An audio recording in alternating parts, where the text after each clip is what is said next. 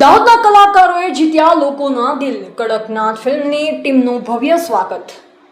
દાહોદના સ્થાનિક કલાકારોને દાહોદની ધરતી પર જાકાર પામેલી ગુજરાતી ફિલ્મ કડકનાથ અત્યારે ભારે ધૂમ મચાવી રહી છે.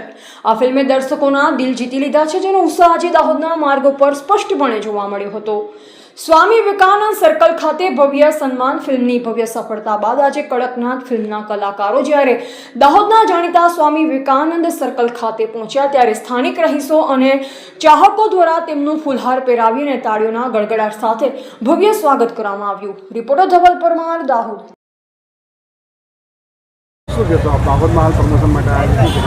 જી, અમે આજે દાહોદની અંદર કડકનાથના ફિલ્મના પ્રમોશન માટે આવ્યા છે. એકચ્યુઅલી અમે પ્રમોશન માટે નથી આવ્યા, કેમ કે હું પાછો મારા વતન આવ્યો છું.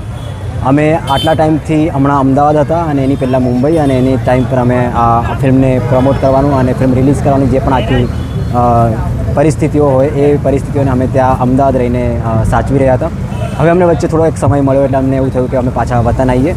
અને હવે એવું છે કે હું મારા અહીંયાના દાહોદના બધા શહેરીજનોને અને આસપાસના બધા ગામવાળા લોકોને એક મારી વિનંતી છે કે આ ફિલ્મ જે છે એ દાહોદમાં નથી લાગી, પણ આ ફિલ્મ જે છે તમારા નજીકના બે શહેરોમાં લાગેલી છે, એક ઝાબવામાં અને એક ગોધરામાં. તમે પૂરતો એક પ્રયત્ન કરો, કોશિશ કરો કે તમે આ બે શહેરોમાંથી જઈને કોઈ પણ એક જગ્યા પર આ ફિલ્મ નિહાળો, કેમ કે આ ફિલ્મની અંદર તમને તમારા જ શહેરની લોકેશન, તમારા શહેરની સંસ્કૃતિ, તમારા શહેરના સંગીત, ગીતો અને તમારા શહેરના પાત્રો તમને આ ફિલ્મની અંદર જોવા મળશે. તમે આ ફિલ્મ જ્યારે મોટા પડદા પર જોશો ત્યારે તમને એક અલગ જ તરીકાનો એક ગર્વ અનુભવ થશે કે તમે આખું દાહોદ જે છે એ તમારી નજરની સામે તમે નિહાળી રહ્યા છો.